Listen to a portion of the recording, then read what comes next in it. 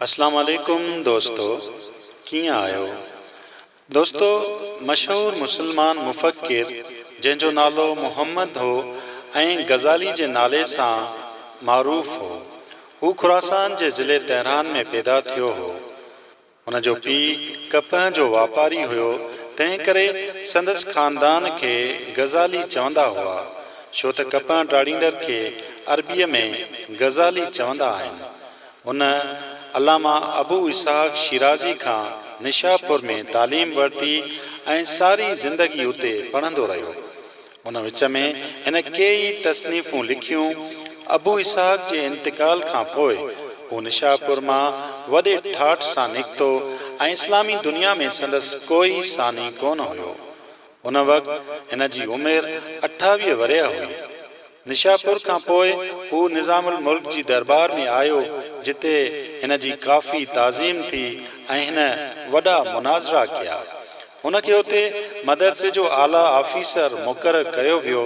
तंहिं वक़्तु हू 34 सालनि जो हुयो ऐं हिन जे इल्म ऐं फ़ज़ल जी धाक वहिजी चुकी हुई।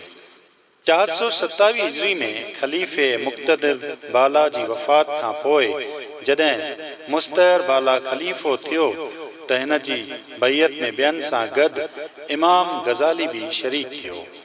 हिन जा 300 मदरसा हुया ऐं हिन वटि 100 अमीर ऐं रईस बाक़ाइदे हाज़िरी ॾींदा हुया ऐं इल्मी बहसनि मुबाहिसनि में हिसो वठंदा हुया। दोस्तों, इमाम गज़ालीअ में इज्तिहाद जो जज़्बो ॾाढो हुयो। जिते भी मज़हब ते बहस मुबाहिसा थींदा हुया, इमाम उते वेंदो हुयो ऐं उन तरह हर मज़हब खे परखियाई ऐं तख़लीद जी बंदिश टोड़े छॾियाई। उन वक़्तु 4 फ़िरका मशहूर हुआ: मैकलमीन, बातनिया, फ़िलासफ़ा ऐं सूफ़िया। उन्हनि सभिनी ते हिन तहक़ीक़ात शुरू कई ऐं पुराणियूं तसनीफ़ूं बि पढ़ियाई, पर हिन खे का बि तसली न थी। 448 हिजरी में हू दमश्क आयो, मुजाहिदो ऐं रियासत शुरू कयाई ऐं मुराक़बे वग़ैरह सां गॾु जामे असूरिया में दर्स ॾींदो रहियो।